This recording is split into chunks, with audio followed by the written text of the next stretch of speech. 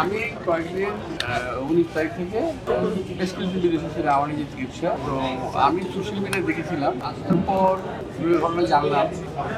এখন যেটা দেখলাম ওর উপর যে আক্রমণটা হয়েছে, এটা আমার মনে হলো আক্রমণটা খুবই উদ্দেশ্যমূলক। এটা আমার কাছে মনে হচ্ছে না এটা একটা মারামারির মধ্যে পিটাপিটির মধ্যে ঘটনা ঘটে গেছে। আমরা তো জীবনে এই ধরনের বহু ঘটনা ফেস করেছি। তো আমরা এই ধরনের একটা অমানবিক আঘাত ওর আমার মনে হয় গলার উপরের মাথার যে অংশটা, এটা বোধ হয় ভিতর কি অবস্থায় আল্লাহ বলতে পারে। আমি শুধু দেখলাম যে যেটা রক্তপাত এখনো হচ্ছে মাঝে মাঝে নাক দিয়ে। তো অবস্থাটা খুব একটা ভালো আমার মনে হচ্ছে না। তো আমি আশা করবো যে এই ঘটনা একটা তদন্ত হওয়া উচিত, এবং যদি উদ্দেশ্যমূলক হয়ে থাকে, কি উদ্দেশ্যে তারা কারা কেন করলো সেটা বের করা দরকার, এবং তার একটা বিচার একটা হওয়া দরকার যে উদ্দেশ্যমূলক হয়ে থাকে।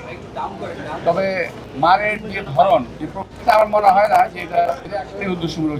যাই হোক, যেটা হয়েছে আমি শুনলাম সরকার বলছি যে তাকে বিদেশে পাঠাবে। তো বিদেশে পাঠানো যে কথাটা শুনলাম খুব ভালো লাগলো, কিন্তু এখনো পাঠানো হয়নি, এটা আমার কাছে ভালো লাগলো। এখন আমি জানলাম বললো যে আজকে এবং গতকাল এবং আজকে বন্ধের দিন। এই ধরনের একটা ঘটনায় বিশেষ ব্যবস্থায় তাকে বিদেশে পাঠানোর একটা প্রক্রিয়া করা উচিত ছিল, বিষয়টা।